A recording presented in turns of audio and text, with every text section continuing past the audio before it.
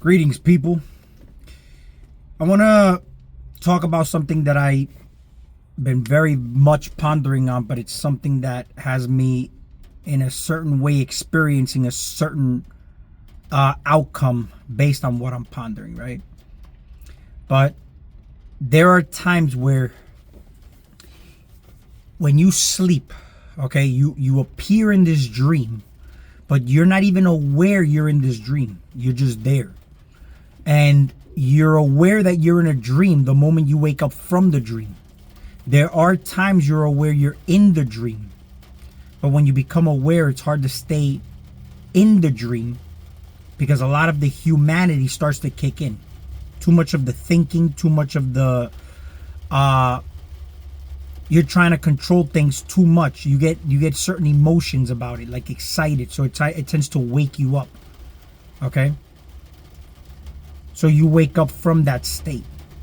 So it's not even about too much of the controlling, but in a sense, maintaining a certain balanced state. Sort of like neutral. Okay? And when I talk about neutrality here, a lot of people confuse that, or even like, let's say, when it comes down to like the self-empowering part, because there's different categories of self-empower. You can self-empower by trying to, become something in the matrix as far as like making more money, a disciplined entrepreneur and whatnot. But the other kind of self-empowerment would come down to not really needing anything to sustain you out here.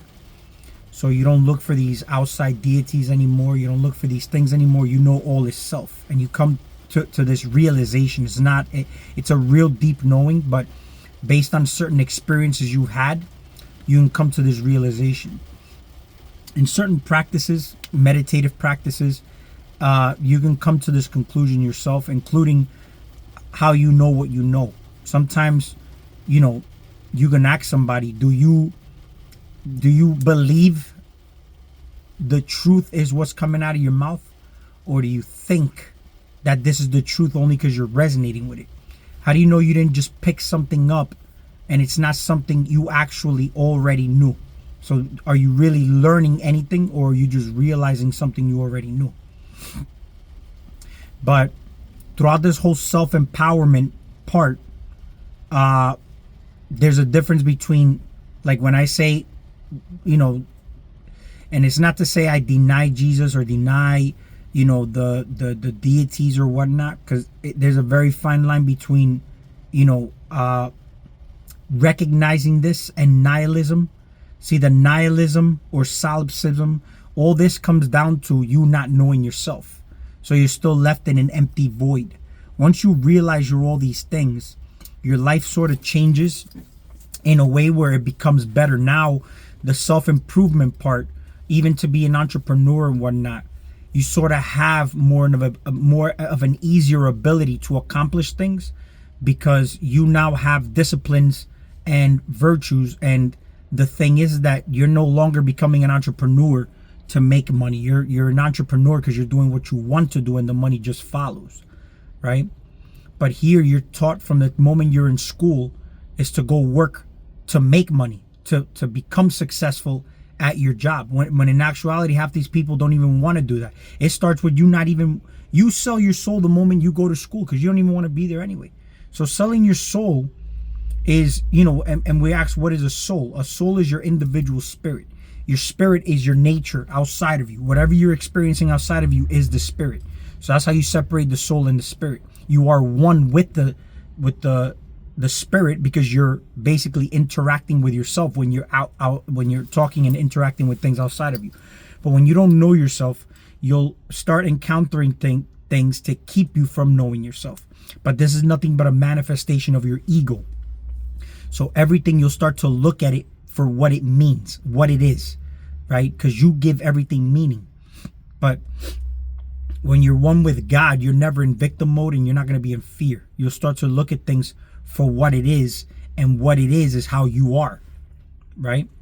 So when you see things trying to keep you from separating you from you, you know that's your ego. You'll just recognize it the same way you recognize the God in others, because you already know the God in you. Okay? And it doesn't matter what state they're in or whatnot. Okay? It doesn't matter, because everything that we look at here as polarities is in us. Otherwise, it wouldn't exist. And I'm talking about the most heinous shit you could possibly think of. And if it stands out to you, it's because that's an immediate trigger that you need work on, and it should be considered a blessing in disguise. So when we look at these, characters of Jesus Christ, it's the reason I started this video with when you're in a dream and whatnot, the self-awareness part is something that has to be recognized. All right, and you start developing this by disconnecting from this reality and just basically getting more in tune with yourself.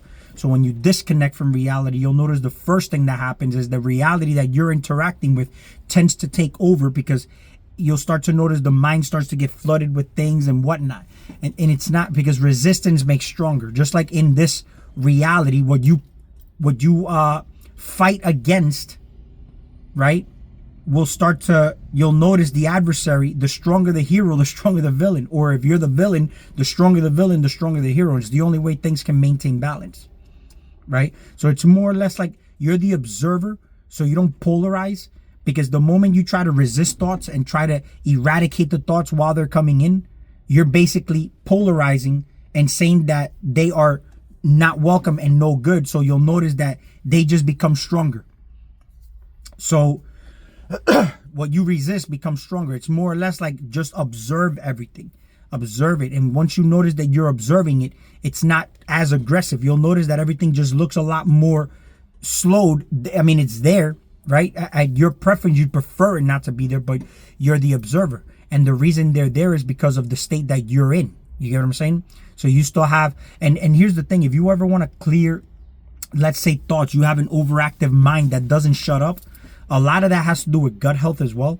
So if you have a dirty gut, you may notice these things happening when you meditate, that you can't maintain calm or focus, because a lot of this has to do with insulin manipulation. It has a lot to do with adrenal functions and even fight or flight. So you notice how in fight or flight, you're not really thinking, but everything's just happening, and it's happening right there in an instant, in a sort of like an emergency fight or flight. You notice how when you eat sugars before you go to sleep, it's hard to go to sleep. You get what I'm saying? Because you had an insulin spike. So these things are like your body's sort of in a fight or flight situation. So think about this though. If you're trying to meditate, it's the same way. Your body cannot rest. It cannot shut off. The same way you can't go to sleep. But here we're not falling asleep. We're going to sleep, right? And there's a difference. When you're falling asleep, you lose consciousness. The purpose of you meditating is to go to sleep. You put your body in sleep mode, but you maintain that awareness. Okay? That awareness is you. So when I said that the moment you become lucid in a dream, it's hard to stay in the dream. Like I've came out of body. But if I come out of body and I start to have human emotions or human excitement or human fears or any kind of those emotions that come of the human body, then I wake up. Because it's sort of like your body now becomes aware and alert. It's sort of like I observe my cats when they're sleeping. I notice that when they're secure and safe in their environment, they'll go into a deep sleep, and they'll even lay on their back, exposing their belly. When a cat's most vulnerable part is their belly, but when they're comfortable and they're in their element, they'll lay on their back and they'll go into a deep sleep. And I almost feel like they're coming out of body because I'm watching them. They're not even there. I can almost see that the cat is not there. They're out of their body, and I feel like they're aware of the experience they're having outside of the body. A metaphysical experience without it being a human-like metaphysical experience, because there's two ways to explain a metaphysical experience. You can have a metaphysical experience where I'm outside of the body having an experience, or I can be in my human body speaking about the experience. That's me having a metaphysical experience, because I'm talking about the experience. So I'm using the laws of logic to explain my experience. So you see how you have to be very clear with things like that. So we have a big way to explain our experience. We have a metaphysical experience. A cat cannot have the laws of logic to explain their metaphysical experience, but they're just being, right? So a person, if you can't if you don't, if you're, because your body don't know the difference between a real or fake experience, right? But you've seen people who are on drugs, they start to hear voices, they start to see things, and they start to experience these things because they're under the influence, right? And again, when we look at under the influence, you would start to ask yourself, are you really the one experiencing those things, or are these things in you experiencing these things and you're observing them, but you think it's you and you associate with them? I'll give you an example. When we have the experience of having psychoactive mushrooms, right? Is the mushrooms, because that's a deity in and of itself. When you have plants, those are my plants are deities. When I walk my garden, I'm interacting with deities, but they react and respond to me.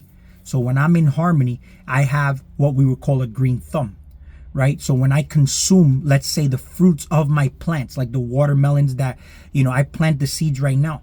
And you can go as deep, if you're into this heavily, you can go as deep as putting the seeds in your mouth and then spitting the seed in the hole with your saliva.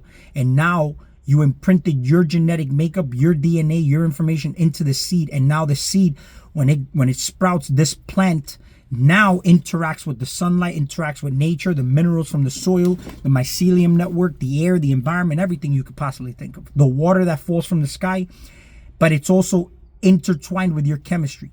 So in other words, this will be the healthiest watermelon that you will ever eat in your life. You know what I'm saying? Because you imprinted yourself into it. Why do you think animals like cats? I noticed that cats like to do this, and they like to leave they imprint themselves on you. They leave their scent on you. This is a way of you doing it with the plants. You do this with everybody else too. You make an impression on people when you speak to them because you're part of the animal kingdom, only you're doing it in a higher evolved form. You know what I'm saying?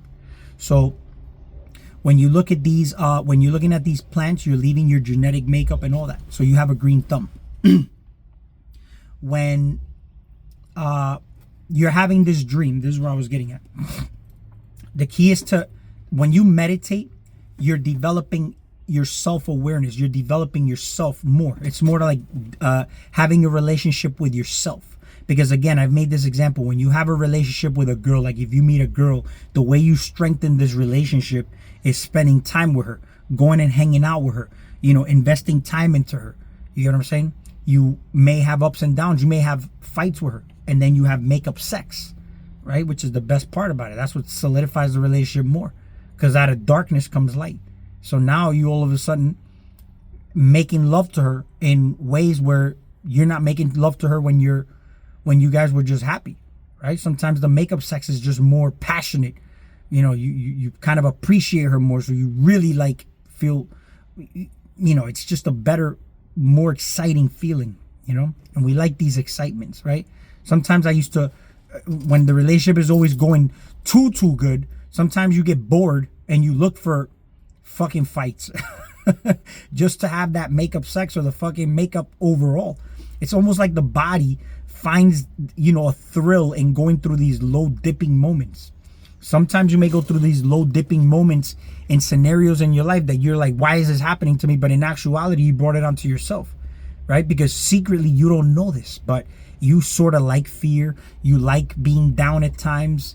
It's like playing with yourself, right? You fuck yourself, and then all of a sudden you're able to find the light. But the only way you could find the light out of it is to look for the thrill of bouncing back from it, from whatever downs you have. But the crazy thing is that we're always so entertained and so drugged up with certain foods and all that kind of stuff that we don't realize to actually look for that thrill, because we're so sedated. But there's what I was going to get to with the food part, because I forgot to bring this part up. But it's also like alcohol, like when I was talking about under the influence. The influence, the alcohol comes from the word alcohol, and that's basically a deity in and of itself. That's why when you drink alcohol, they're called spirits, right? So you're under the influence, but these things are in you having an experience. And don't forget, a lot of these chemicals that are outside, like alcohol and, let's say, when you buy weed and whatnot, all that kind of stuff is all laced. But the energy signature behind those things are, they're basically for the interest of a profit, all to cater to the matrix for humanity. So you're intaking these things. No different than when you're eating animals. The animals that die in the slaughterhouse, it doesn't benefit you to eat those kind of animals unless you really know how to pray over your food and transfer and transmute this energy, then you're intaking distorted, imbalanced chemistry into your body. It's very inflammatory, right? And I want to make a separate video on this because I'm noticing a lot of people, and it's a pattern that I'm noticing with everybody having a certain, immune response to a lot of these things. A lot of people have similar symptoms because there's no such thing as diseases, okay? It's just all symptoms. And you have to address the root cause of the symptom, not the symptom itself. It's almost like you go to a mechanic shop and you tell them, I have a check engine light. And rather than addressing, what's wrong with the car so that the check engine light goes away, it's sort of like, oh yeah, you came for a check engine light? Okay, they clip the check engine light, and now you don't have a check engine light no more. So that's why when you intake all these foods, you have even, you lose yourself. That's why when you take alcohol, right, you consume alcohol, then all of a sudden now you're under the influence of this alcohol and you do things that later on you may regret. Oh, I'm sorry, man, I didn't mean to do that. I was under the influence of alcohol. Or you may go and crash your car because your subconscious mind was basically operating your vehicle, not really your conscious mind, but everything is so scrambled up that you're completely taken over, sort of like possessed, right? It's the same thing when you consume information, right? When you consume information, if it's feeding your ego, you'll notice you'll even be under the influence of the information you consumed. It rewires you, right? And it starts to consume you. And when you start to go outside and interact with the world, you're creating your world based on that information that you consumed. And if it's catering more to your human reality, then it's catering to your ego. Because if it's really catering or if it's really true soul food or spiritual food, you'll feel it within you. You'll start to buzz. But here's the thing though. You can also discern and decipher whether something is truth or not. And it's not based on, because sometimes people will listen to truth, but it's only truth because it resonates with you because of your mental state of being to begin with. You have to bypass all that. You know what I'm saying? When you listen to information, you don't think. So you're not thinking. You don't think it's the right information. You know it's the right information. So you're really not learning anything. You're having a recognition that you're learning. You're not learning. You're actually realizing something you already knew. It's already within you because when you align with God, God is truth. So you'll know that you're listening to the truth. And in this run, we run on polarity. There's truth and there's lies. When something's feeding your ego, it may sound true to you, but it ain't truth. It's just resonating with you because you're still in your humanity.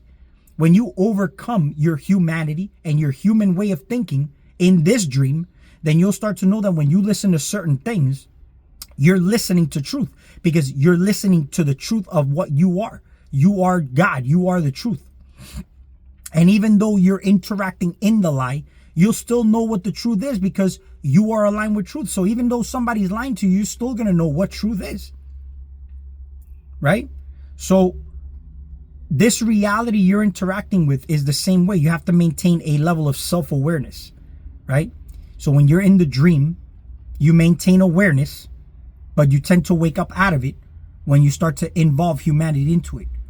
So over here, your true spiritual nature wants to wake up, but the moment your humanity or your ego kicks in, your spiritual nature is no longer awake because you're putting more of the energy and essence toward the humanity part of yourself, which is nothing wrong with it. It's just that's how you interact in polarities.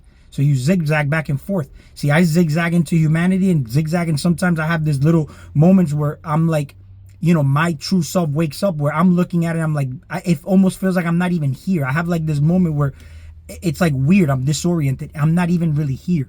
You know what I'm saying? I'm looking around and everything just looks. I don't even know how to put words to it. I'm not even here. It's like weird. There's times where I've been waking up at 3:30 in the morning, 3:33. The other night I woke up, I looked at the time, it was 3:33. And I couldn't fall back asleep. So I said, okay, well, if I can't fall back asleep, let me just meditate then. And I laid there and meditate. But the whole thing is that there'll be shifts, right? Where I would but I noticed that there's mental activity, right? There's mental activity. I'm not consciously trying to think, but I noticed that I'm watching my mental activity.